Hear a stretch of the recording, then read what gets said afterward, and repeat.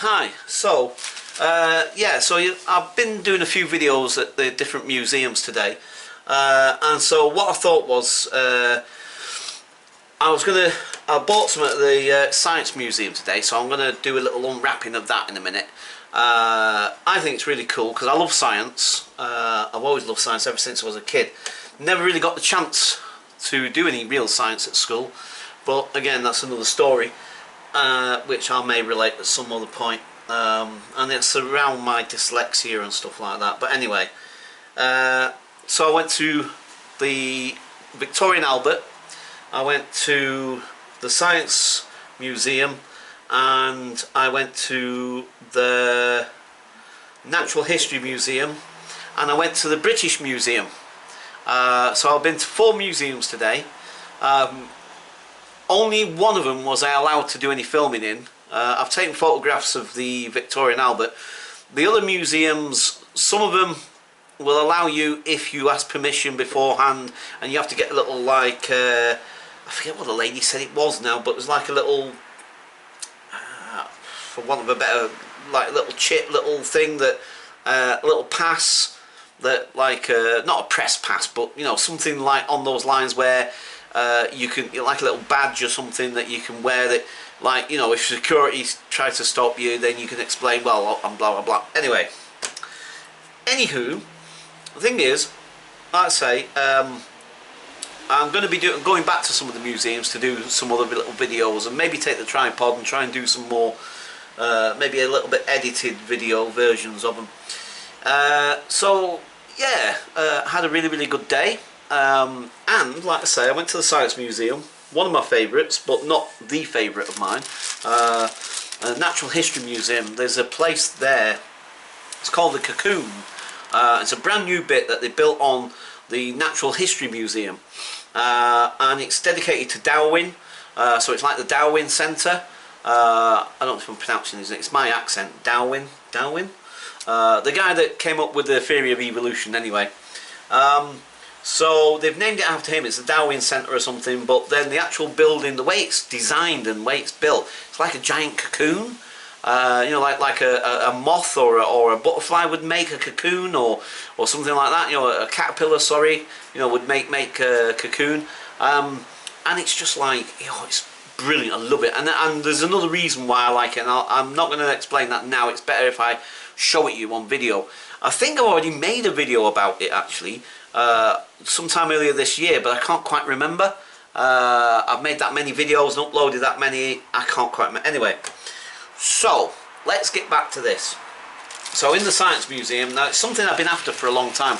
As an artist, as somebody that paints and uses colour and light and so forth, I've always been fascinated by light and you know, the fact that it can be split into different colours and stuff and what have you, in the different spectrum. And also that, like, the spectrum of light also includes X-rays, what's the other thing? Oh yeah, and I think radio waves and stuff like that. I mean, because, like, I can't remember exactly, and I'm not a scientist, and I don't pretend to know exactly all of these. Sometimes I get my facts mixed up, but I think it's like it includes all of those things, doesn't it? From radio waves and X-rays and gamma rays and all that sort of things. That's the whole spectrum of light. But the visible spectrum that we see, that can be split up into the different colours. Well, you know, it's all basic, and you know, I'm not trying to sort of lecture people or tell people what they probably already know. But anyway, the point is I'm just trying to give you a bit of background as to why I wanted one of these, and I've been after this for a long time. I think you've kind of guessed from what I've been saying what this might be. So there's a little bag from the Science Museum that they give you, and shonk konk konk. There it is. It's a prism, and it cost me £10. And I've always wanted a prism, because it just fascinates me. I mean, you know, science. I like science. Science is an amazing thing. And I also appreciate the fact that science doesn't have all the answers either necessarily. But one of the things about science that I do like more than anything is that basically once a theory has been tested, through various different means, usually through experimentation. Generally, more often than not, most of what science has found so far is the truth. You know what I mean? It's truth. It's inescapable. Do you know what I mean? Like the laws of physics. You know what I mean? You can't really change them. Really, at least that's our understanding so far. Do you know what I mean? I mean, okay, somewhere down the line, maybe another 200, 300 years, maybe they'll discover, well, actually, if you do X, Y, and Z, we can change the laws of physics. But so far, up to now, as far as we're aware, gravity is gravity, and it works the way it works. They don't quite fully understand how gravity works yet, but you know, they've got a basic idea of how gravity works, and then gravity's there, and those laws of gravity are pretty universal so far. So like I say, I mean, that's the thing about science. That's what I like, is there's a lot of truth there. Do you know what I mean? Because it's inescapable. You can do experiments, you can physically find out whether something is so or not.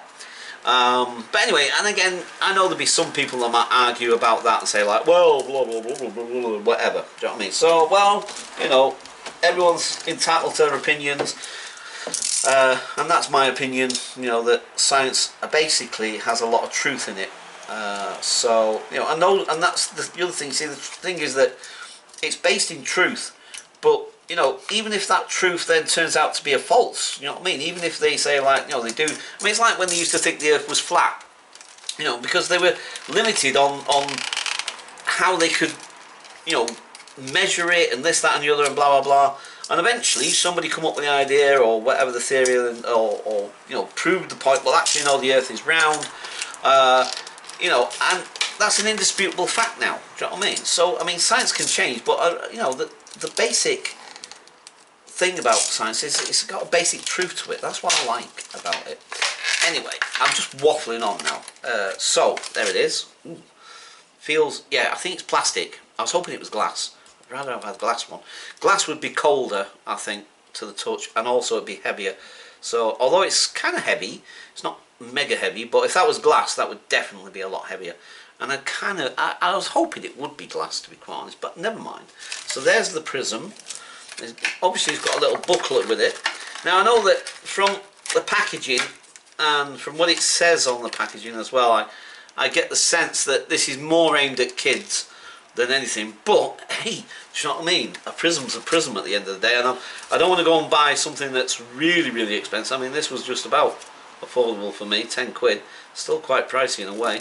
But anyway, there's a little booklet there that's quite handy that could, you know, you could get a little bit of thing there.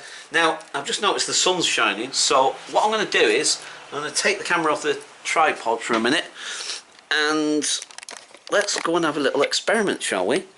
Let's now get, where is it? Ooh, I can't, wait a minute, just bear with me a minute, because yeah, this isn't as simple as I thought it was. Yeah, anyway. Right, how do I do this then? Oh, that, yeah, right, okay. So you can see it over there. It's probably better if I just, I know. Wait, sorry, I've got an idea. Possibly. If I close some of the curtain off and just leave a little chink. Let's try that before the sun is going to go in. It's going in. The sun's going in. Right, okay, so yeah, fair enough. I'm not being the most successful with this right now. Oh dear. How embarrassing. I think I need to experiment it before. Oh, look. Can you see it over on the door there? Oh wow. Yay. Okay, like I said, I know that I'm not making a fantastic success of it. Oh wow, this is interesting. Where are we? Right, so if we do that, hang on, wait, oh, sorry, lost it, hang on, wait, oh look, it's on there now, it's on there. Oh man. But anyway, I will experiment more with it later on at some point, and maybe try and, in fact we can do it with artificial light. It doesn't have to be the sunlight, but sorry, just trying Oh, come on. Wait. Oh dear. Oh, wait.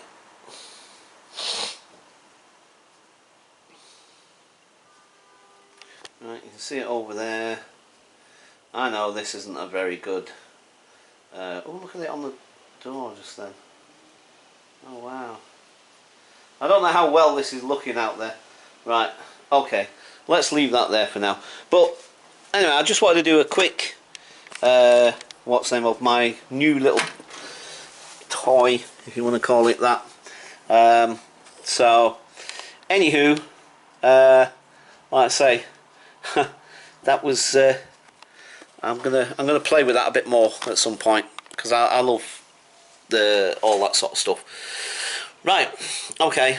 I'm gonna leave it there for now. Catch you guys later. Thanks for watching. Please subscribe. It's totally free. It'd be nice to get some more subscribers.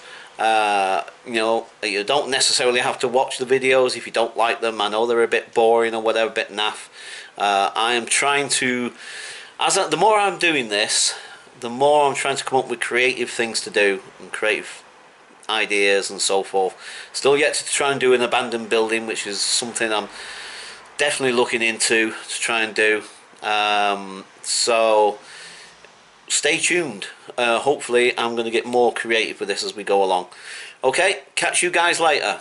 Cheers, thanks for watching, bye for now.